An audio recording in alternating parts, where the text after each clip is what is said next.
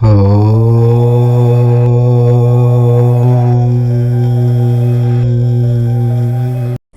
ఆదివారం చాలా శక్తివంతమైన రోజు కాబట్టి ఒక కోడిగుడ్డుతో మీరు రహస్యంగా ఈ చిన్న పరిహారం చేస్తే చాలు, కష్టాలు కన్నీళ్లు పోతాయి, కోట్లు వచ్చి పడతాయి. క్షణాల్లోనే మీకు ఉన్నటువంటి కష్టాలు, బాధలు, సమస్యలు, దరిద్రాలు అన్నీ కూడా పోయి మీరు పట్టిందల్లా బంగారం అవుతుంది.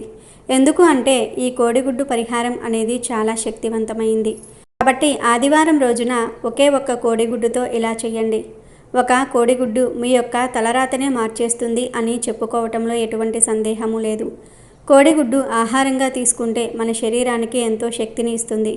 పిల్లలకు కావచ్చు లేదా పెద్దవాళ్లకు కావచ్చు, శరీరపరంగా ఆరోగ్యపరంగా ఎంతో బలమిస్తుంది కోడిగుడ్డు.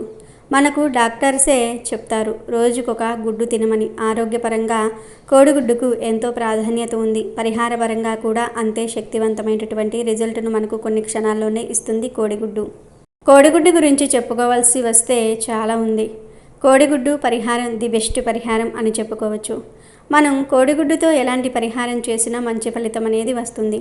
కాబట్టి మీరు కూడా ఎలాంటి సమస్యలు ఉన్నా సరే, అంటే పిల్లల పరంగా దిష్టి తగలవచ్చు, అలాగే పెద్దవాళ్లకు నరదృష్టి ప్రభావం, సంపాదన పరంగా అస్సలు కలిసి రావటం లేదు, ఇంట్లో కూడా ఎప్పుడూ గొడవలు సమస్యలు, అసలు ఇంటి పరంగా కలిసి రావటం లేదు అని చాలా రకాలైనటువంటి బాధలతో సతమతమైపోతూ ఉంటాము. కాబట్టి ఒకే ఒక్క 5 రూపాయలు పెట్టి కోడిగుడ్డు కొని తెచ్చుకోండి. మనకు ఒక 5 రూపాయలు ఉంటే చాలు ఈ పరిహారం పూర్తయిపోతుంది. ఈ పరిహారం కనుక చేసుకుంటే దాని ఫలితం చూసి మీరే ఆశ్చర్యపోయి మళ్ళీ మీరే కావాలని ఇంకోసారి పరిహారం చేసుకుంటారు. అంత రిజల్ట్ అనేది వస్తుంది. కాకపోతే ఈ గుడ్డు పరిహారాన్ని కొన్ని నియమాలతో చేసుకున్నట్లయితే మనకు చక్కగా వెంటనే కొన్ని క్షణాల్లోనే ఫలితం అనేది వస్తుంది. మరి ఆ పరిహారం ఏమిటి, ఎలా చేయాలి అనే విషయాన్ని ఇప్పుడు మనం ఈ వీడియోలో వివరంగా తెలుసుకుందాము. ఫ్రెండ్స్, ఫస్ట్ అయితే కామెంట్ బాక్స్లో జై శ్రీరామ్ అని ఒక చిన్న కామెంట్ చేయండి. అలాగే మన ఛానల్ని సబ్స్క్రైబ్ చేసుకొని ఈ వీడియోకి ఒక లైక్ కొట్టడం మర్చిపోవద్దు. ఆదివారం రోజున మనకు ఇంట్లో పిల్లలు అవ్వవచ్చు, పెద్దవాళ్ళు అవ్వవచ్చు, అందరూ కూడా చక్కగా ఇంట్లో ఉంటూ ఉంటారు. కొంతమంది ఇళ్లల్లో ఇంటి యజమానికి పిల్లల పరంగా బాగా దిష్టి దోషం ఉంటుంది. మన ఎదురింటి వాళ్ళు అవ్వవచ్చు, ఇరుగు పొరుగు వాళ్ళు అవ్వవచ్చు, లేదా మన బంధువులైనా అవ్వవచ్చు. మనం ఏదైనా పని చేస్తున్నా, కాస్త ఏదన్నా మంచి బట్టలు కట్టుకుంటున్నా, ఆదివారం కాబట్టి కాస్త ఏదన్నా పిల్లలు ఉన్నారులే అని చెప్పేసి ఇంట్లో మంచిగా వండి పెట్టినా ఎప్పుడూ కూడా మన ఇంటి మీదే కళ్ళు పెట్టుకొని చూస్తూ ఉండి ఆ దిష్టి ఏడుపులు అనేవి ఏడుస్తూ ఉంటారు. అంటే ఒక్క మాటలో చెప్పాలంటే కళ్ళల్లో నిప్పులు పోసుకుంటూ ఉంటారు. మనం సంతోషంగా ఉండటం వాళ్లకు అస్సలు ఏమాత్రం కూడా ఇష్టం ఉండదు. అంటే కొంతకాలం మంచిగా మాట్లాడుతూనే కొంతమంది అత్తల వల్ల అవ్వవచ్చు, ఆడపడుచుల వల్ల అవ్వవచ్చు, తోడికోడళ్ళ వల్ల అవ్వవచ్చు, అసూయకు గురి అవుతూ ఉంటారు. మనం మన కుటుంబంతో సంతోషంగా ఉంటూ ఉంటే వాళ్లకు ఎక్కడో కాస్త ఒక రకంగా అనిపించి ఎలాగైనా సరే చూడలేక ఏదో ఒక రకమైనటువంటి చాడీలు చెప్పేసి పక్కకు వెళ్ళిపోతూ ఉంటారు. మగవాళ్ళు తెలియకుండా ఆటోమేటిక్గా ఆ మాటలకు కనెక్ట్ అయిపోయి వాళ్ళు వచ్చి వెళ్ళినప్పటి నుంచి ఏదో ఒక గొడవ జరిగిద్ది అన్నమాట. అంటే అప్పుడు దాకా బాగానే ఉంటారు, తర్వాత వాళ్ళు వచ్చి వెళ్తారు, వెళ్ళిన కానుంచి ఏదో ఒకటి గొడవ జరుగుతుంది. అందరి కళ్ళు ఒకేలాగా ఉండవు, కొంతమంది కళ్ళు మంచివి కావు అని పెద్దలు అందుకే చెప్తూ ఉంటారు. మన చుట్టూ ఉండేవారే దిష్టి పెడుతూ ఉంటారు. మనకు ఉండే దిష్టి దోషాలు తీసేసుకోవడానికి ఈ కోడిగుడ్డు పరిహారం అనేది అద్భుతంగా సిద్ధిస్తుంది. అలాగే కొంతమందిని మనం గమనించినట్లయితే సంపాదన పరంగా అస్సలు కలిసి రాదు. ఎంత చేసినా కూడా కనీసం ఇంట్లో కడుపు నిండా పిల్లలకు ఇష్టమైనవి చేసి పెట్టడానికి కూడా ధనం సరిపోదు. అప్పులు చేయాల్సినటువంటి పరిస్థితి వచ్చింది. అలా చాలా రకాలుగా ఇబ్బందులు వస్తూ ఉంటాయి. పిల్లలు ఎప్పుడూ కూడా జబ్బు బారిన పడుతూ ఉంటారు. ఎప్పుడు జబ్బులను, దగ్గులను, జ్వరాలను, ఇట్లా ఏదో ఒకటి తరచూ సమస్యలు వస్తూ ఉంటూనే ఉంటాయి. పాపం పెద్దవాళ్ళు చాలా ఇబ్బంది పడిపోతూ ఉంటారు. చేతిలో ఎప్పుడూ కూడా డబ్బు అనేది అందుబాటులో ఉండదు. అందుబాటులో ఉంటే ఎలాగో హాస్పిటల్కి వెళ్ళి చూపించుకుంటాము, చేసుకుంటాము. రెక్కల కష్టం మీద బ్రతకాల్సినటువంటి వాళ్ళు చాలామంది ఉంటారు. అలాంటి వాళ్ళు ధనం లేక అప్పులు చేయటము మానసికంగా వాళ్లకు ఒక రకమైనటువంటి బాధ పెట్టేసి ఉంటుంది. ఏంటి దేవుడా, మేము ఏం పాపం చేశాము, మాకెందుకు ఎప్పుడూ ఇలాంటి సమస్యలు వస్తూ ఉన్నాయి అని చెప్పేసి బాధపడిపోతూ ఉంటారు. అలాంటి వాళ్ళు చక్కగా ఈ ఆదివారం రోజున అందరూ ఇంట్లో ఉంటారు కాబట్టి కోడిగుడ్డు పరిహారం ఈ నియమాలతో చేసేయండి. మీకు అద్భుతమైనటువంటి ఫలితం అనేది వస్తుంది. రేపు ఆదివారం కాబట్టి మీరు ఉదయమే చేయాల్సిన పని ఏమీ లేదు. మీరు సాయంత్రం సంధ్యా సమయంలోనే పరిహారం చేసుకోవచ్చు. రాత్రి 10 నుండి 11 గంటల వరకు చేసుకోవచ్చు. మరి మిడ్ నైట్ అయితే వద్దు, కానీ 10 గంటల వరకు అయితే ఖచ్చితంగా మీరు చేసేసుకోవచ్చు.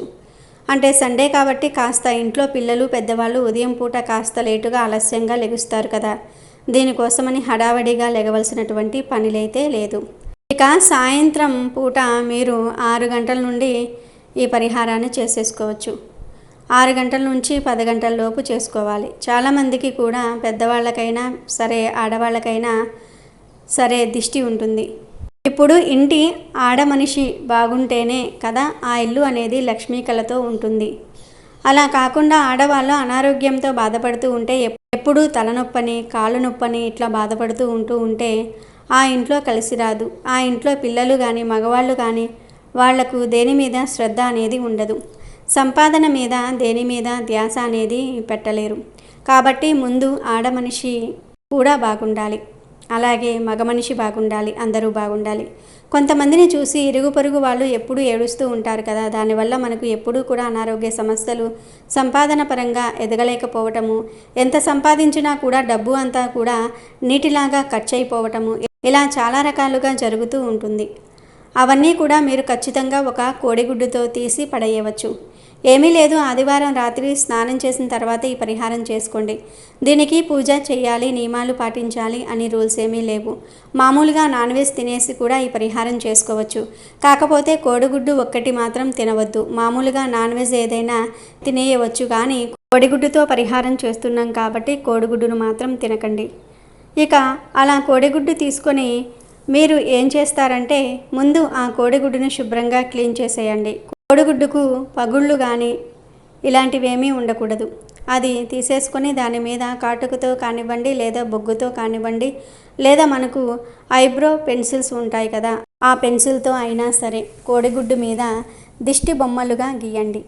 అంటే గుండ్రంగా గీసి మధ్యలో 2 కళ్ళు, ఒక నాలుక ఇక్కడ చూపిస్తున్నట్లుగా, వీడియోలో చూపిస్తున్నట్లుగా గీసేసి తర్వాత ఆ గుడ్డును మీరు ఎడమ చేత్తో పట్టుకొని మీ పిల్లలకు మరియు మీ ఇంటి యజమానికి, ఇంట్లో వాళ్ళందరికీ కూడా దిష్టి తీయండి.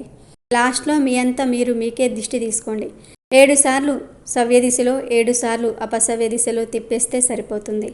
మీ ఇంటి బయటకు వచ్చి ఇదంతా చేయాలి, ఇంట్లో చేయకూడదు. గుడ్డును ఎడమ చేతితో పట్టుకుని కుడి నుంచి ఎడమకి 7 సార్లు, ఎడమ నుంచి కుడికి 7 సార్లు తిప్పి దిష్టి తీయాలి. దిష్టి తీసే ముందుగా సంకల్పం చెప్పుకోండి. నా భర్త మారాలి, నా భర్త నేను చెప్పినట్లుగా వినాలి, ఎవరి మాటలు వినకూడదు, నా మీద ప్రేమగా ఉండాలి, మాకు సంపాదన పరంగా బాగా కలిసి రావాలి, మా పిల్లలకు ఎప్పుడూ అనారోగ్య సమస్యలు వస్తూ ఉన్నాయి, జ్వరాలని జలుబులని అవన్నీ కూడా పోవాలి, పిల్లలకు ఆరోగ్యం బాగుండాలి అని చెప్పేసి సంకల్పం చెప్పుకొని దిష్టి తీయండి.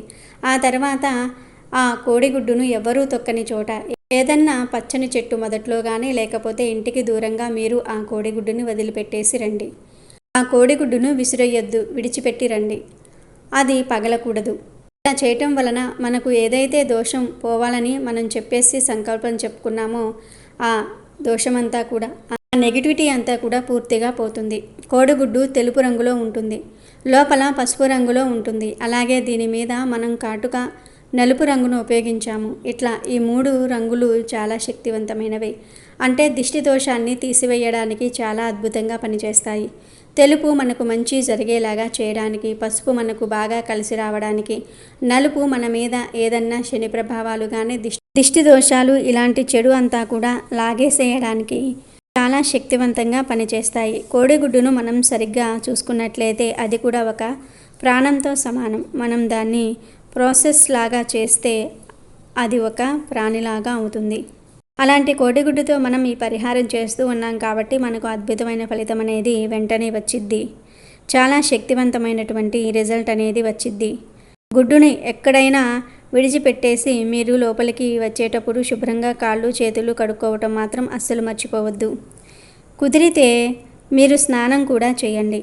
ఈ పరిహారాన్ని స్నానం చేయక ముందైనా చేయొచ్చు, స్నానం చేశాకైనా సరే చేయవచ్చు. కాబట్టి శుభ్రంగా కాళ్ళు మాత్రం కడుక్కోండి. ఈ పరిహారం చేసిన తర్వాత నుంచి మీరు గమనించినట్లయితే మీరు ఏదైతే కోరుకున్నారో అలా మీ భర్త నిదానంగా మారటము, మీరు చెప్పినట్లుగా వినటము, చెప్పుడు మాటలు వినకుండా ఉండటము, మీ మీద మీ పిల్లల మీద భార్య అంటే ప్రేమగా ఉండటము, అలాగే పిల్లలకు ఏదైనా అనారోగ్య సమస్యలు ఉంటే పోయి ఆరోగ్యంగా ఉండటము, ఆడుకోవటము, చదువుకోవటము, ఇలాంటి మార్పులన్నీ కూడా చూసి మీరే ఆశ్చర్యపోతారు.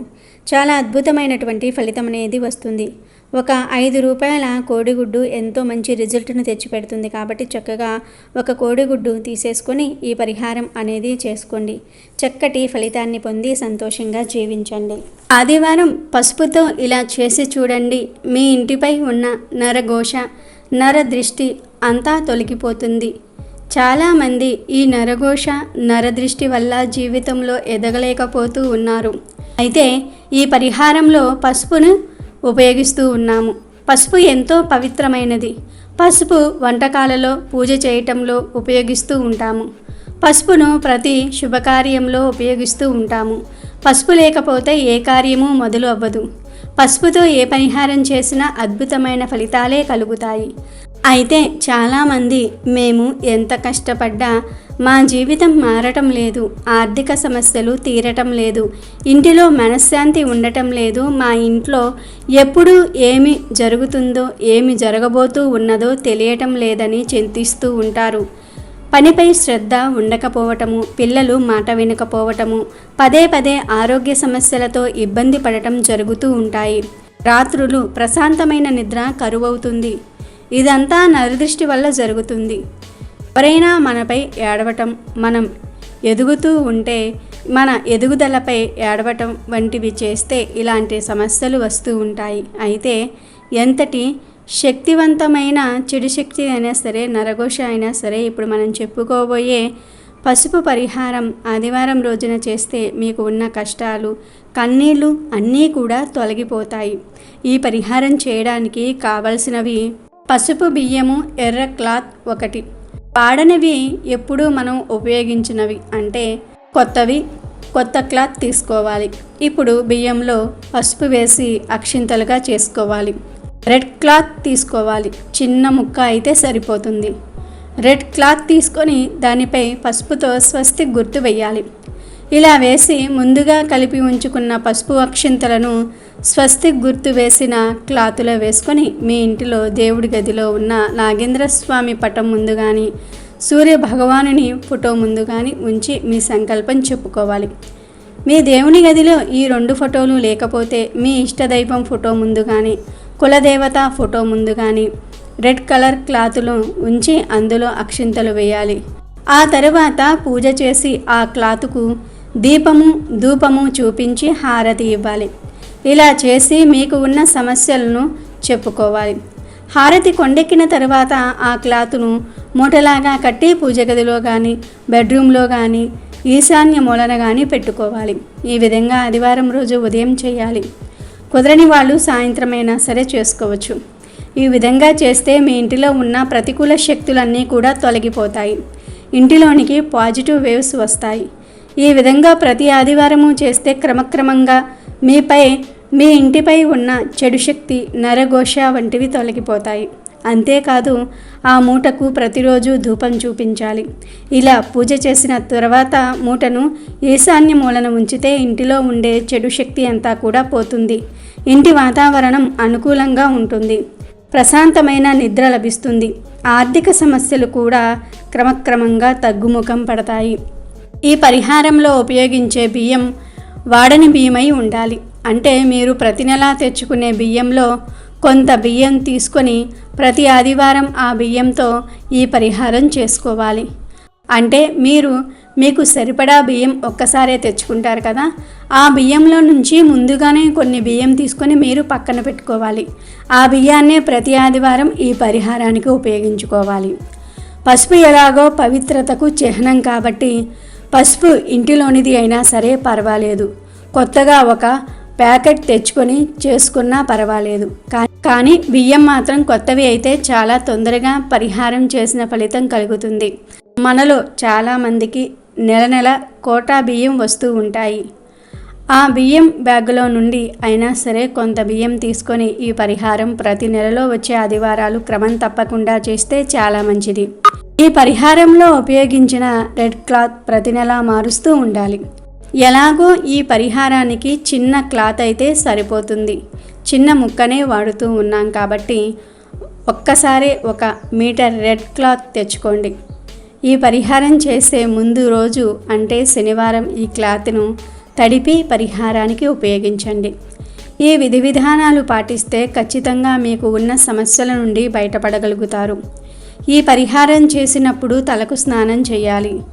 షాంపూ పెట్టకుండా మామూలు తలకు స్నానం చేయాలి. అందులోనూ ప్రతి ఆదివారం చేయాలి. ప్రతిరోజు ధూపం చూపించాలి. ఈ విధంగా చేస్తే ఖచ్చితంగా ఫలితాలను చూస్తారు.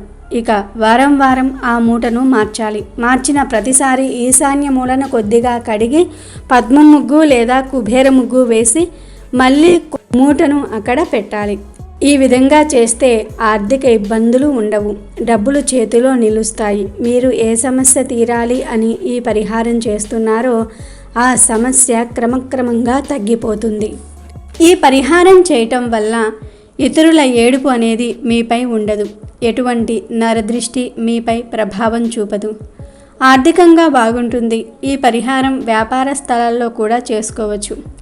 వ్యాపార స్థలంలో చేస్తే వ్యాపారం వృద్ధి చెందుతుంది. అది కూడా ఆదివారం రోజునే చేయాలి. అప్పుడే చేసిన పరిహారానికి ఫలితాలను పొందుతారు. పసుపు పరిహారం ఆదివారం రోజున చేస్తే మీకు ఉన్న కష్టాలు, కన్నీళ్లు అన్నీ కూడా తొలగిపోతాయి.